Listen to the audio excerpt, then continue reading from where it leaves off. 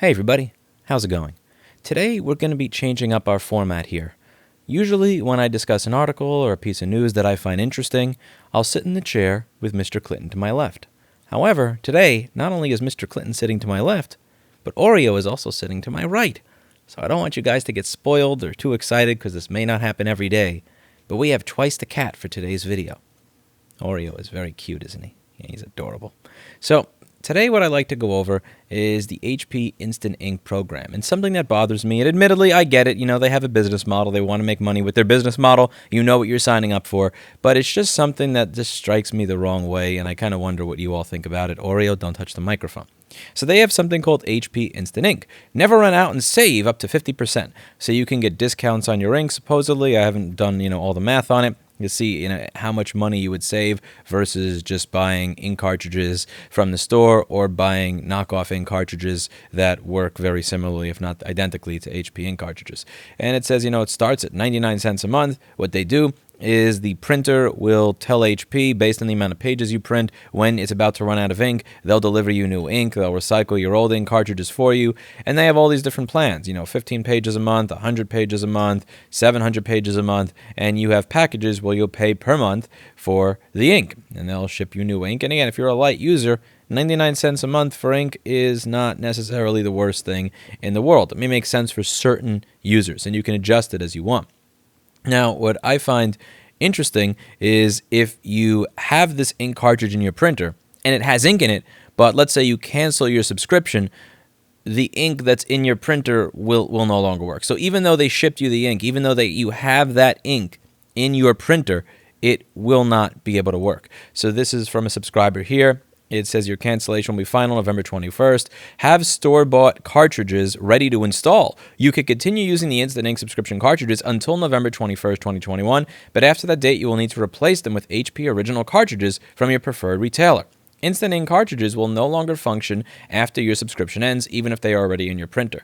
And there's something that just seems really weird about that. Like, again, you have the ink is in your printer, but that ink won't print because your printer can talk to the ink cartridge and figure out that you're not authorized to use this ink cartridge at this time.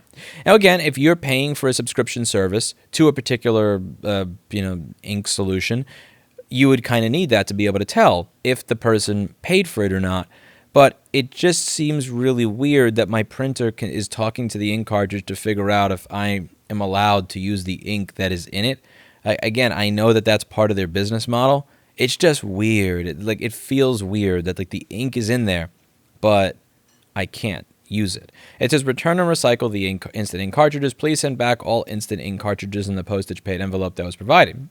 And I am curious if they will wind up sending that ink cartridge to somebody else with the leftover ink in it, or if they just toss it out. If you pay for ink via this program, are they going to send you other people's cartridges that are used or not? I am kind of curious how that all works. But there's something really weird about the fact that you could pay for the ink, you could have paid for a certain amount of ink, and then at the end of the subscription, if you didn't use it, you can't use the ink that's sitting right in front of you.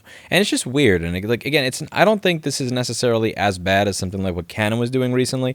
So I did a video where Canon was sued for disabling the scanner when printers run out of ink.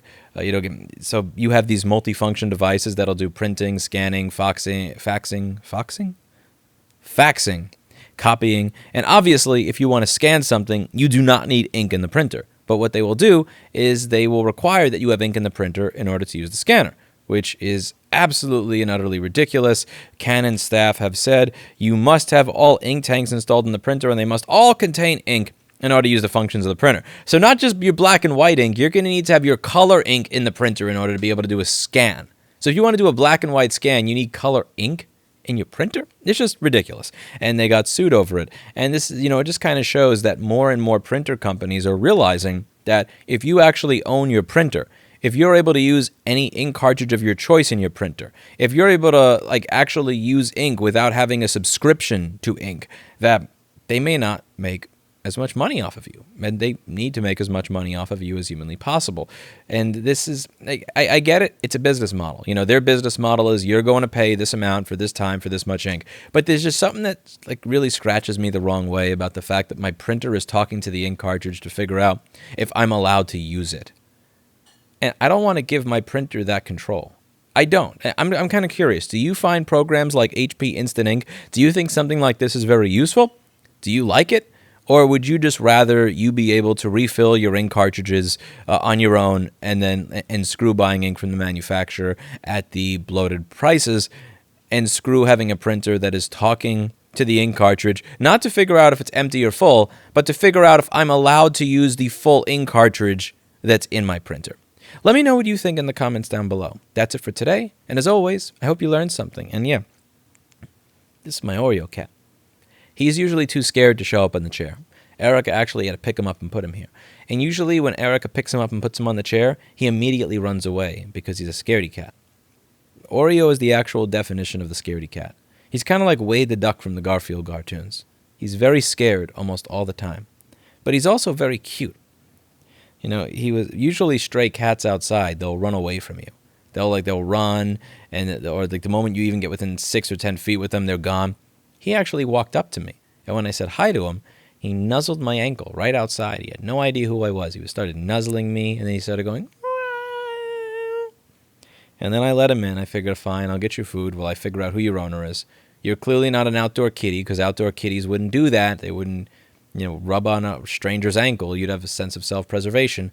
So I put up these posters all over the neighborhood, try and figure out who he belongs to. Then somebody said, oh, yeah, he just does that to everybody to try to trick him into taking him in. Yeah, he spends a lot of time behind the building. I'm like, you mofo. So I thought about putting him back outside and, returning him like an HP Instant Ink cartridge whose subscription has ended. And for the last 4.5 years, every now and then I kind of debate just putting him right back outside. But I haven't done it because he's so cute. Look at him. He's adorable. He may not always know how to poop inside the litter box.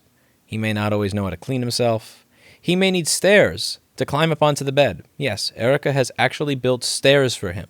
He likes sleeping with us in bed, but he can't get onto the bed because he's just not athletic like that to be able to make a jump 2.5 or 3 feet up like almost any other cat.